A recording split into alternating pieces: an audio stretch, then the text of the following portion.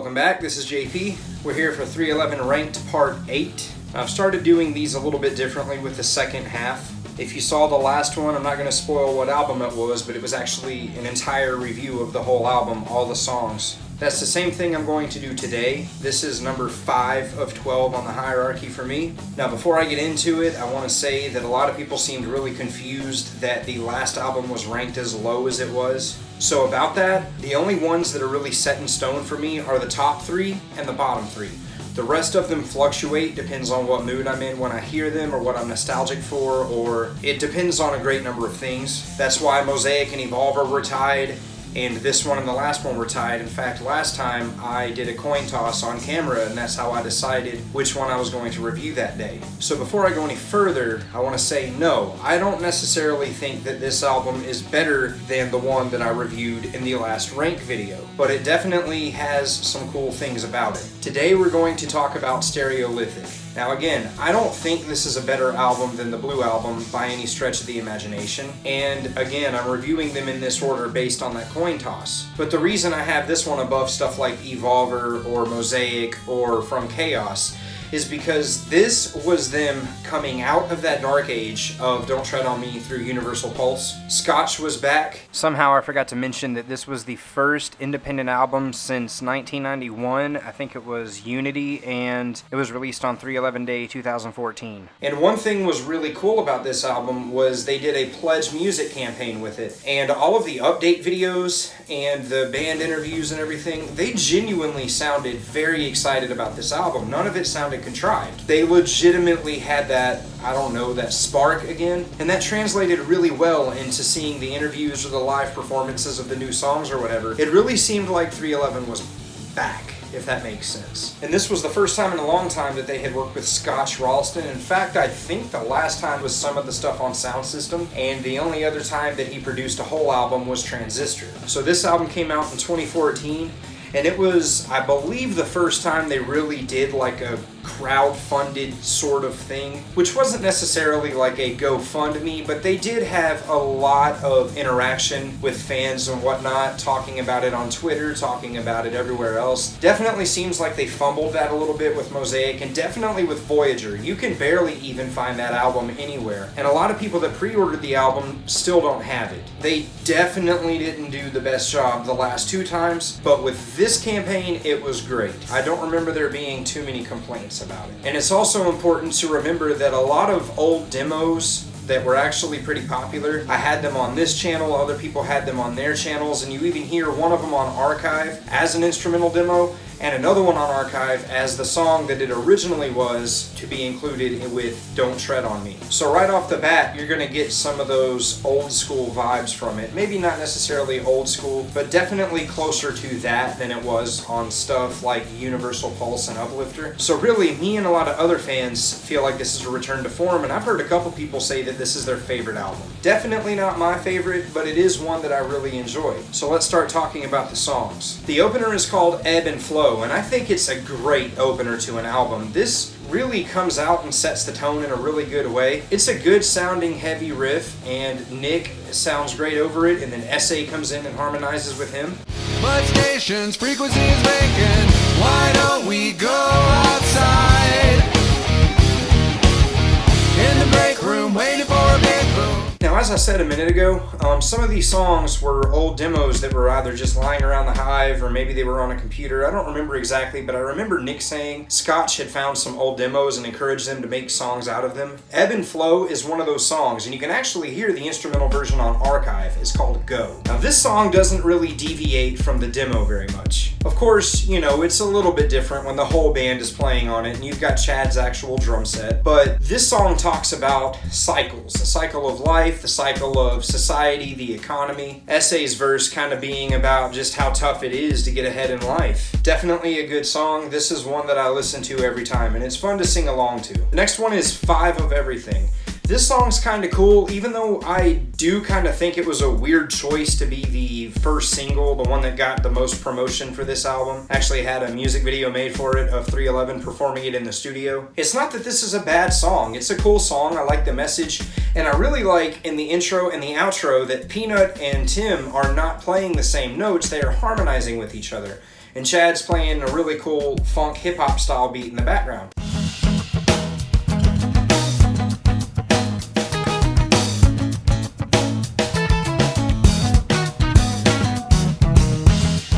There's definitely strengths to this song, but I don't know if it was really the best choice as opening single. But either way, like I said a couple videos ago, they make better decisions than I would if I was in that position and had been there for so long, so I don't want to criticize anyone's decision making, and all in all, maybe it went better this way than it would have another way. But one thing I do think happened on this album a few times was there are rap verses from SA that are thrown in. One track mind, we grab, we're past being crazy, call us mad. Gone is the golden egg and the goose, and the book, the ball held breaking loose. We got... And they don't really disrupt the flow of the song, but they feel kind of weird. SA's rap verse in this song kind of feels that way to me a little bit. It's not really obnoxious. It does kind of fit, but it also does kind of come out of nowhere. And I love the way the song ends, flowing forever, and they hold out that harmony there. It keeps on flowing forever. I think that's a really good ending. Next we have Showdown. It's a really basic riff. It sounds good though. I like the lead that they play over the opening chords, which is just E, F sharp, and G. Nick has that little lead line over it, which kind of gives it some life.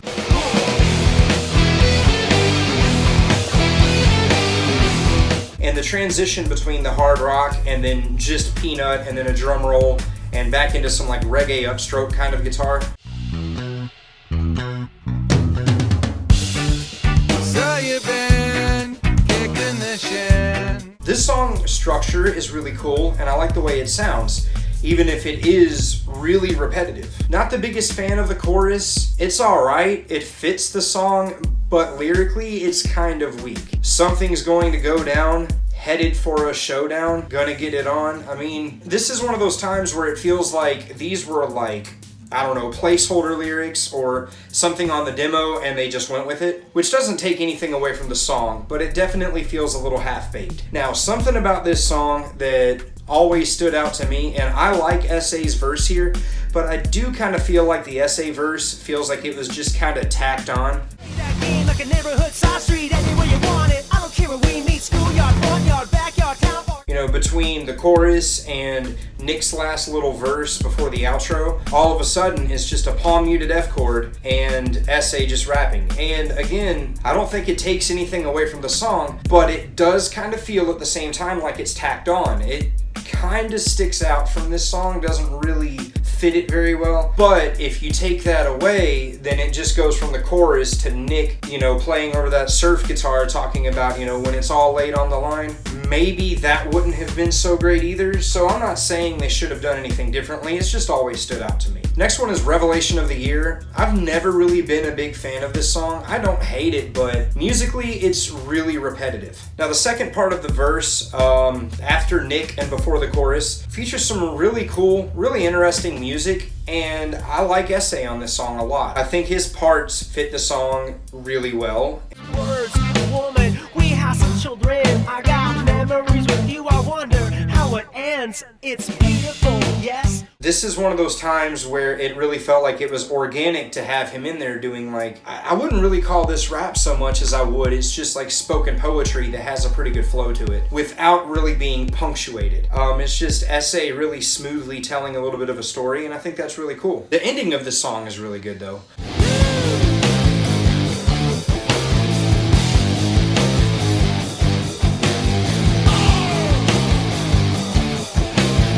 But overall, I usually find myself skipping this one and the next one. Track 5 is called Sand Dollars, which by the way, every time I make one of these videos and watch it later, I realize I forgot to say something, so I went and bought a dry erase board and took notes on every song. So if you see me looking over this way, that's why. Anyway, back to it. Sand Dollars is the 5th track, and it's another one that, I don't really mind this song, but I think that Revelation of the Year and Sand Dollars being together is kind of a dull part on the album in my opinion. I don't really love these songs. I don't hate them so much, and if it's on a shuffle, I won't skip them, but if I'm listening to the actual CD in my car or whatever, then I do usually skip these tracks. Not that they're really bad songs, I could take them or leave them. Some of the lyrics are really cool though, you know.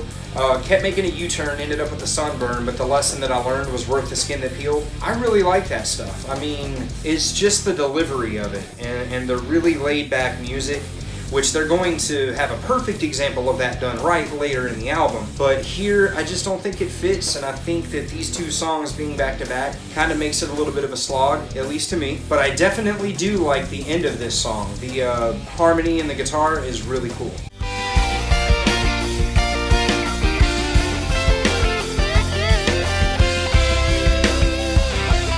The next one is called Boom Shanka, which not really sure what that means. Why not put Boom Shanka?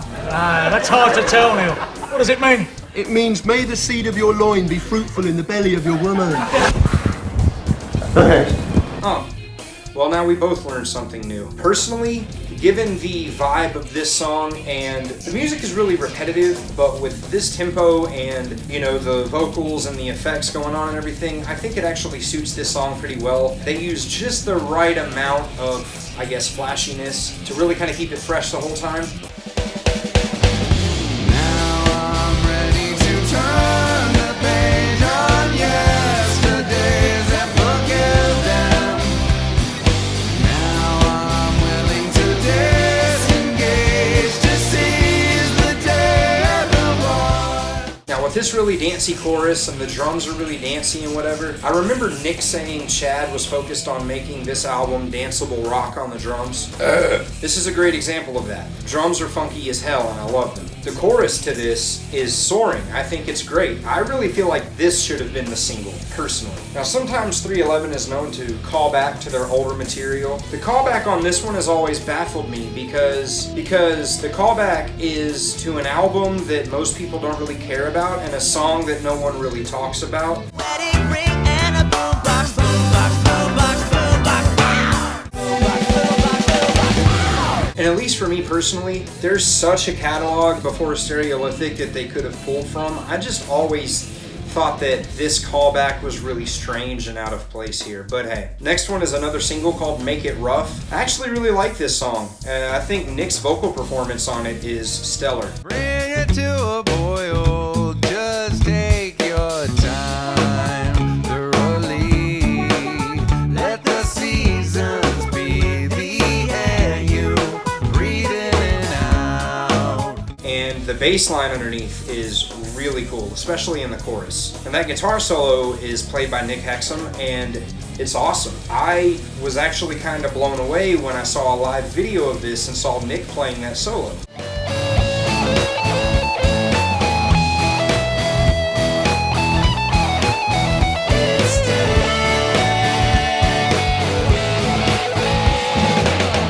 It's a damn good lead, and he sounds really good playing it, and generally can play it live pretty well. Now, for the mixed opinion I talked about in the last video, I really don't care that much for S.A.'s verse in this song. I like what he's saying, but the delivery to me is a little bit corny. I've never really been a fan of it. Know you thought so too. Days that blend together now. Any day will do. If you're looking on my habit. Now, I really like the little breakdown right before the final chorus. Make it rough till they put you in the handcuffs, seeking out minds that are not yet corrupt. Warrior, and away you go. I'ma go on till the goddamn juice gone far enough into the journey. Next one is Great Divide, which is my favorite song on this album. Probably my favorite 311 song, since From Chaos or Revolver. I love this one. Now this one, the verse and little pre-chorus part, I guess the two verse parts, they were from a demo called Rock 100. Once again, that was on here a long time ago. Didn't come out in archive, and if I still had the file, I would show you the original chorus, but it was a lot different. But for what it's worth, everything that they added to it, I like it. I think it fits pretty well. Now, I really like all of the rapped vocals from Nick and S.A. on this one, especially S.A. He really shines here. They keep you high, they won't let you calm down. Distract the facts, man, that's the plan now. Where you work, where you learn, what you search, come too much. Get off of that perch, virtual reality, a nightmare. On the grid, kid, getting nowhere. Get ahead, leave behind, lose your mind. And I I love the part that you're going to hear here in a second. The way that they harmonize with each other, it stays in your head. You will get stuck in your head. Fair warning. Chemicals up in the atmosphere. Another meteor's falling near. Buried in the headlines, disappear. I'm not the time to live in fear. Dream, but I know you're awake. Explain it and I make a good and shake. Maybe the Kool-Aid that you drank today. The next one is Friday Afternoon. I enjoyed this song. I feel like after Boom Shanka, Make It Rough, and Great Divide, this was the perfect place to put a mellow song, and this one's really cool. The parts don't really repeat that much. You know, the first verse, and then there's only the chorus one time, and then the second verse is pretty different musically. And then you have that badass dual guitar rock out ending. It's like draft one of what I believe they perfected at the end of Wildfire. It's really fucking cool.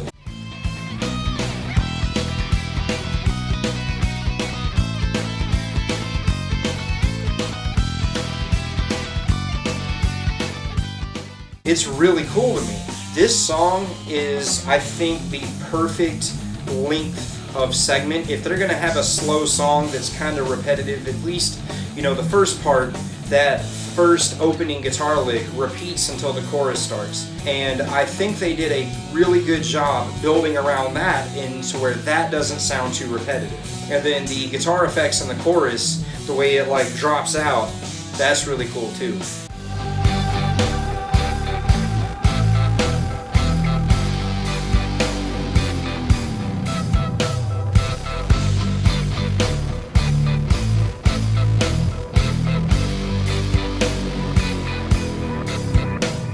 They did a really good job with this one. I don't have a problem with this song at all. I'll generally listen to it on a playthrough of the album. Next we have Simple True. This song's funky as hell. Peanut really brings it here. It's great. The drums have a good groove and the guitars do a really good job too, and so do the vocalists.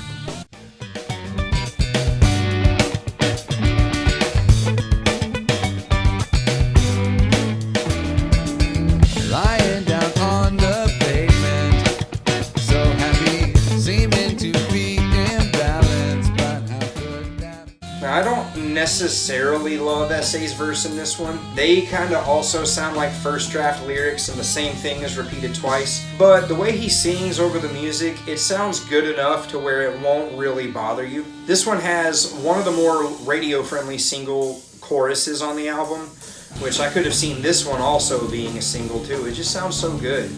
I'm looking out for a simple kind of truth. Don't know what I am waiting for. I'm holding out for a simple kind of truth. And this lead guitar part at the end is really neat too.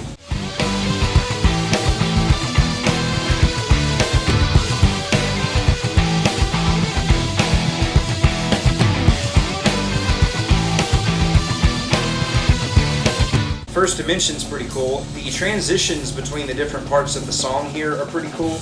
I like them a lot. I like the really weird vocal harmony that's kind of low in the mix underneath Nick, and then they do it again at the end of the song. That's really cool. Something beyond comprehension. We come from another dimension. It is our one true intention to change your fate. Yes, I'm telling you. Now this is one of the songs where I can't stand S.A.'s part.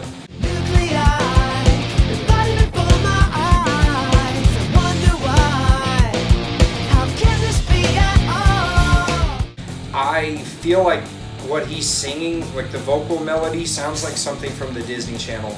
I don't know, it's just the way that he sings in this song, I really don't like it at all. But the real takeaway, I've said this 100 times on this channel, probably gonna say it another 100 times, Tim Mahoney guitar solo, you always know it's gonna be great. This is no exception. He fucking murders the guitar solo in this song.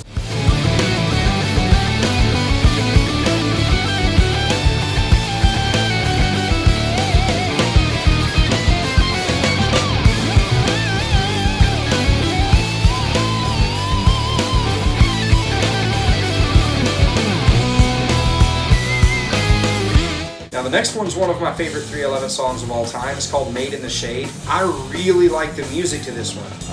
It sounds really lonely, kind of depressed, and I think that's because it's in A minor. What I really like about this song is the lyrical contrast between the verse and the chorus. The verse is Nick kind of doubting himself, being sad, and the chorus is him singing about how you gotta try to be happy. About time to give up on the same old stuff I'm stuck on. Just say that it went wrong and move it along. Sayonara, till tomorrow. It's just how it goes sometimes. You gotta keep on climbing the hill, 'cause if you think you make it, you will. Go swimming quick like a fish, and every wish will be fulfilled. So for me, this song is a perfect example of how Nick has been saying that his lyrics are about the struggle to be happy. This song exemplifies that absolutely beautifully. Very chilled out performance from everyone all around. Pretty cool effects on the bass guitar, and this is a pretty subdued song the entire way. But they use enough like spacey, trippy effects on the guitars, and I don't know if it's keyboards or synths or whatever it is. It just keeps you engaged. It doesn't get boring at all. The next is what I've heard most people say is their favorite song on this album other than Great Divide. It's one of my favorites too. The intro might sound a little bit familiar. Here's why.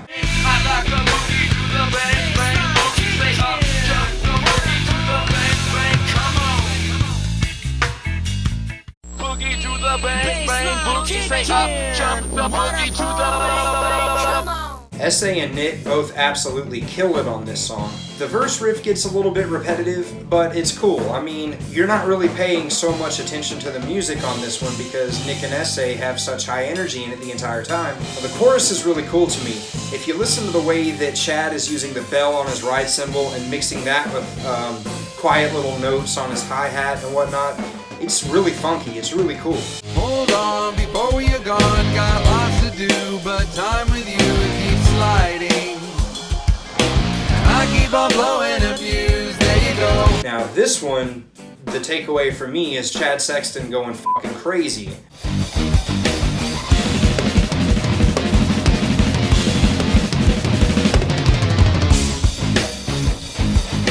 Now, anytime any of the members get to really shine on their instruments, that's what makes this band so cool. Now, the next one is The Call. I don't really have a lot to say about this one. This one was actually another song that was already completed and done. I believe it was for the Don't Tread on Me sessions. It was called Stealing My Girl. This is definitely a way better song than Stealing My Girl was, so they made the right call in releasing it as something different. The music's cool, but it's really nothing to write home about. There's nothing wrong with it, but it's not outstanding. Does that make sense? What is outstanding, though, are the vocal harmonies between Nick and S.A. They are absolutely gorgeous on this song. I don't really have anything else to say about it, so you'll just have to listen to it and admire it for yourself. Hold on, here we go. Where we stop, nobody knows. Breathe and count to 5. Live while you're still alive. Good song though, just not one of my favorites, and I do generally skip it. Now this album has one of the greatest album closers of any 311 album. It's called Tranquility. Really like this song. There's a lot of auto-tune on Nick's voice, which is kind of weird, but it actually fits this music strangely enough. The chorus doesn't really have lyrics, it's just Nick singing, as you'll see here.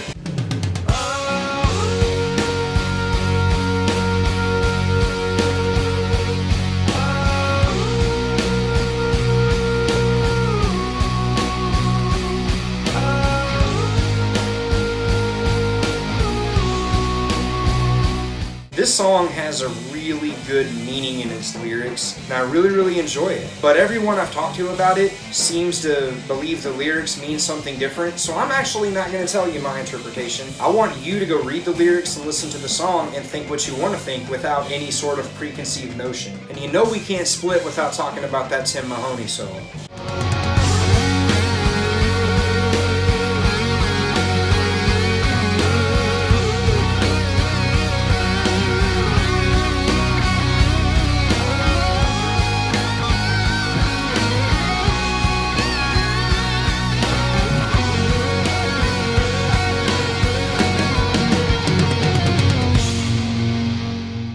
always, the guitar work on 311 albums is criminally underrated, and this is no exception. So all in all, while I don't think that this is an overall better album than Evolver or the Blue Album, I do kind of think it deserves its place above them in a hierarchy because of what it represents. It represents them being more comfortable being themselves again after the kind of meandering experience we had with the Bob Rock albums. They brought back Scotch, which is always a highlight, and if you looked at, like I said before, any of 311's social media, any of the interviews they did, the studio updates they released, they generally seemed like they were having a really good time with this one. And after the 3 or 4 albums, I'll include Evolver in this one because it was a step in a different direction from what happened before it. But this album felt like they were really missing who they were before Don't Tread on Me, and it really shows in their music. I'm just really glad Scotch convinced them to use those insanely good demos and make them into songs like Ebb and Flow, Great Divide, and rework the song Stealing My Girl into The Call. I definitely think that everything that was done on this album was handled pretty well, and can't really think of a whole lot of things that I would change or that should,